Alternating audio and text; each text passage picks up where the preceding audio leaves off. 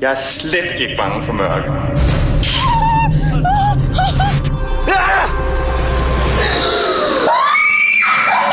Seks helt almindelige danskere bliver sendt ind i et fuldstændigt mørkt rum. De kan intet se, men de kan i derhjemme, når vi skræmmer dem fra videresats.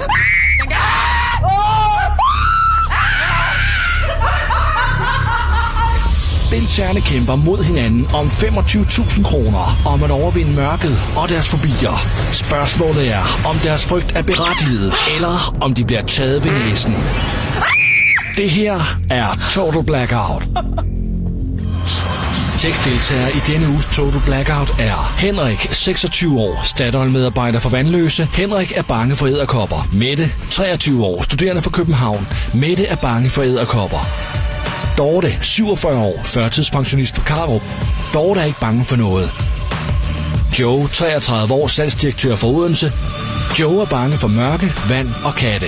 Sofie, 18 år, medarbejder på Burger King i Roskilde. Sofie er bange for kryb. Og Clemens, 23 år, tømrer for Lyngby. Clemens er bange for edderkopper.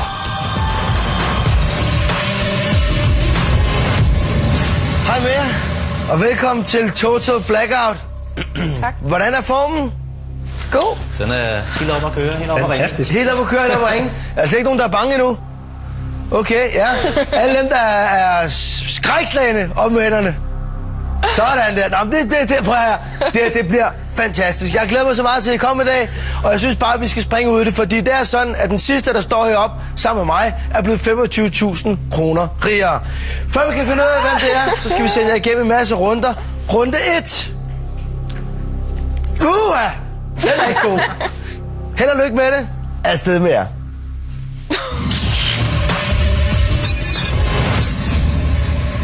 Jeg er klar. Jeg er virkelig klar på det. Jeg har trænet mig op til det fysisk i hvert fald. Det er altså ikke lige om nogen hjælp.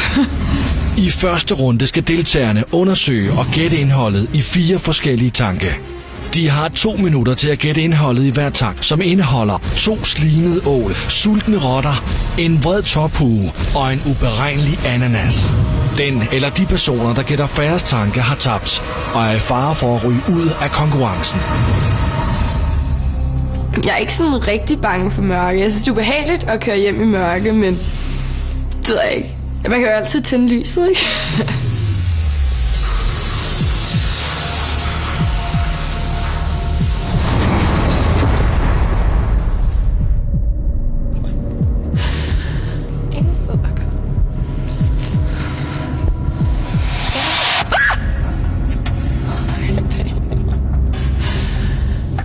Okay, det er vand. Det er bare vand. 1, 2, 3, nu.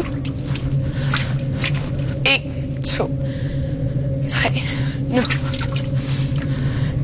2, 3. Hvad lever i vand? Hvad lever i vand?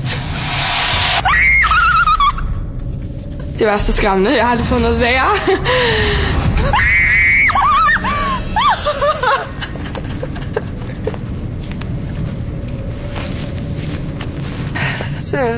Det er sådan en vandorm.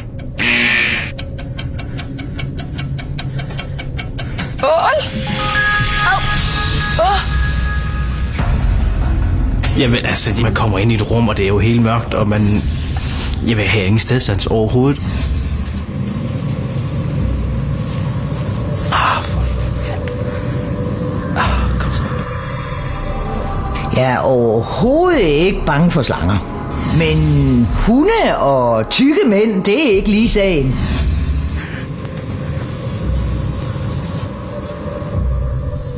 Nej. Det er ulækkert. Du kunne stikke hænderne ned i det, man ikke vidste, hvad det var.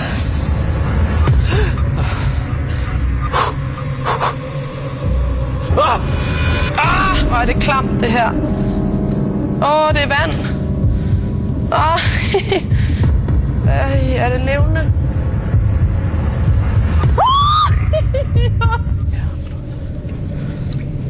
Så, tag det sammen. Jamen, jeg er normalt rigtig meget macho, og jeg er faktisk ikke bange for en skid. Så, stik hånden ned, Joe. Stik hånden ned. Kom.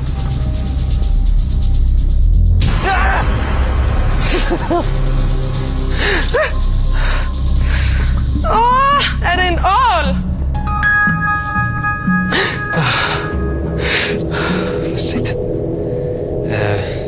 En marsvin, nej, ikke, hvad hedder marsvin? Det er en ål.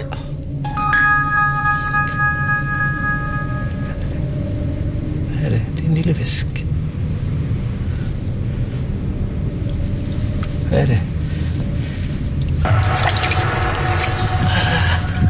Den er jo ikke levende. Den er jo ikke levende. Jo, den er. Det ved jeg fandme ikke, hvad det er. En sno. En ål. Nej, det er en ål. Kom så, det er en ål.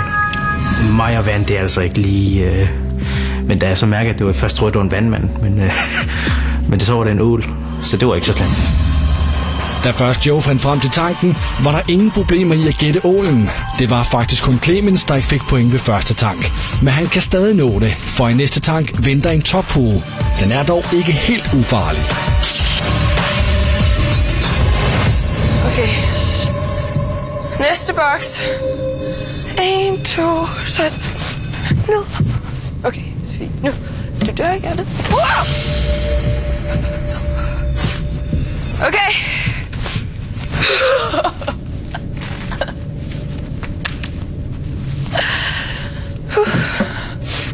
Okay.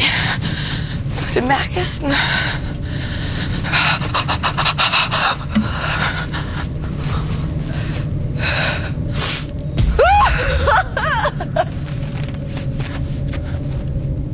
Okay.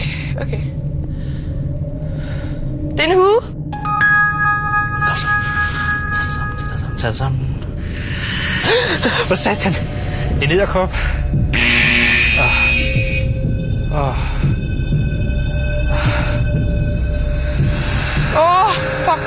Fuck. Hvad er det? Det er loddent. Ej, det er en edderkop, mand. En hue. Ej, den blev mindre, tror jeg. Ej, der er et eller andet, der bevæger sig, jeg kan slet ikke.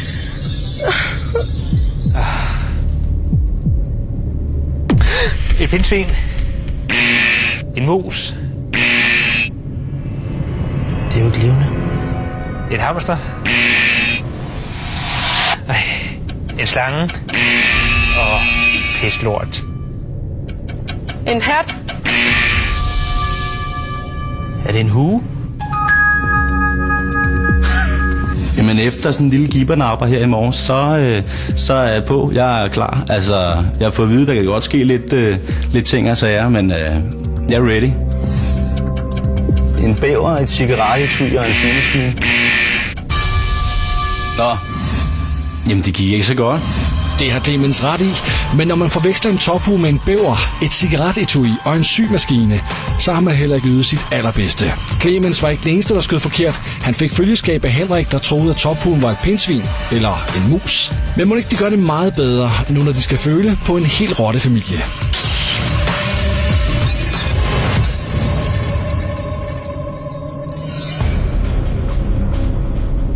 Jeg kan slet ikke høre det. Okay, det er ikke et dyr.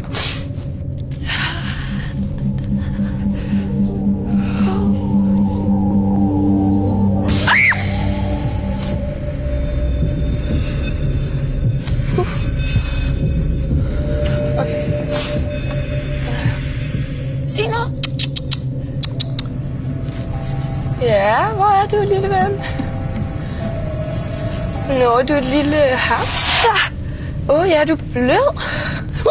Er det de der lange dyr, som er pelset, og man har i sådan et stort bur? Man kalder dem ilder eller sådan noget? Nej. Jeg er egentlig meget chok, fordi jeg lige rørte en rotte. Tag det sammen, kom. Det bider jo ikke. Eller gør det?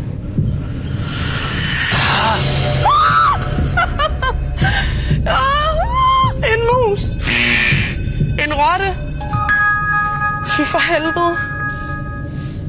Er det rotter? Kom så. Et pindsvin.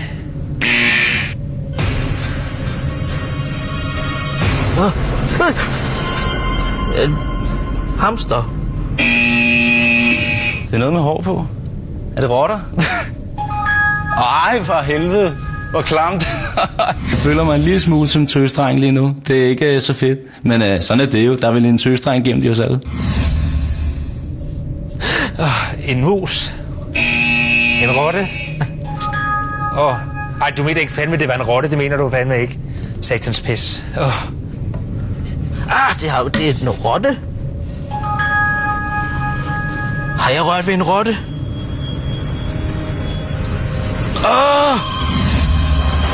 Mens Joe sunder sig over oplevelsen på sit intime møde med rotterne, kan han glæde sig over endnu et rigtigt point. Det samme kan Clemens og Henrik. Dorte og Mette kører fin stil og har ikke gættet forkert endnu. Men Sofie fik sin første misser på rotterne. Sidste tang venter med endnu en grufuld oplevelse, nemlig en ananas.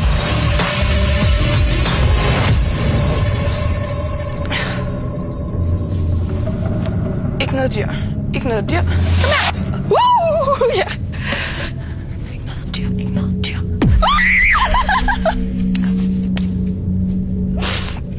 Hej, ven. Kan du sige noget? 1, 2, 3. Hej. Hej, ven.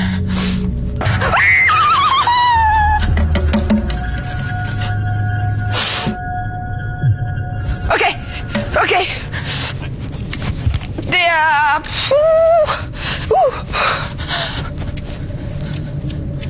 Det er 3. Det er en ananas. Jeg begynder sådan at blive mere og mere lettet, fordi jeg gjorde det. Fuck. Jeg har rørt ved en fucking rotte, mand.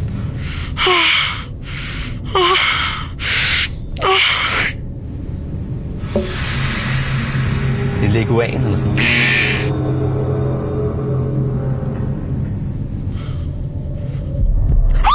Der er et eller andet.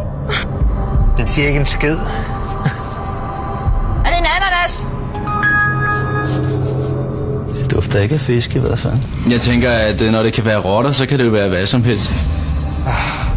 En slange. Og...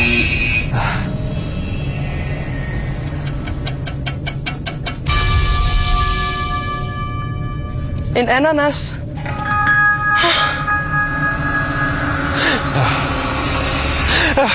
Satan. Det er noget, der stikker. En krabbe.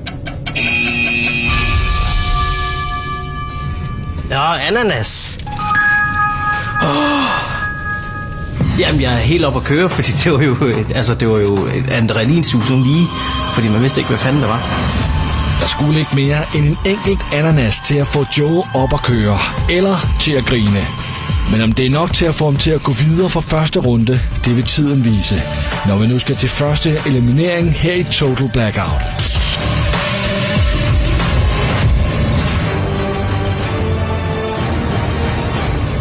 Velkommen tilbage heroppe hos mig. Det var første runde. I er alle sammen tilbage. Det er godt at se. Det var ikke alle, der klarede sig lige godt. I skal eddermame op på en stor klinge. Tøsedrenge og tøsebier. Jo. Jo. Så er det heller ikke værre. Nu skal vi have en af jer ud af det her program. I hopper en efter en efter en, og så håber man det bedste. Ja. Er I klar? Ja.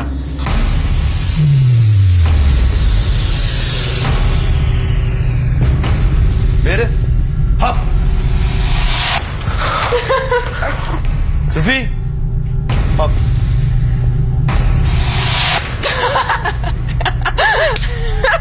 Okay. Henrik.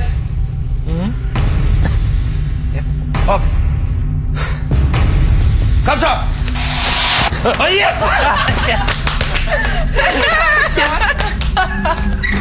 3 er sikret. Yes. Clemens, Ja, klar. jeg er klar. Hop. Bingo, Dorte og Joe. Tillykke. Der var fuldt hus til Dorte, Mette og Joe, som alle havde 4 rigtige. Sofie fik 3.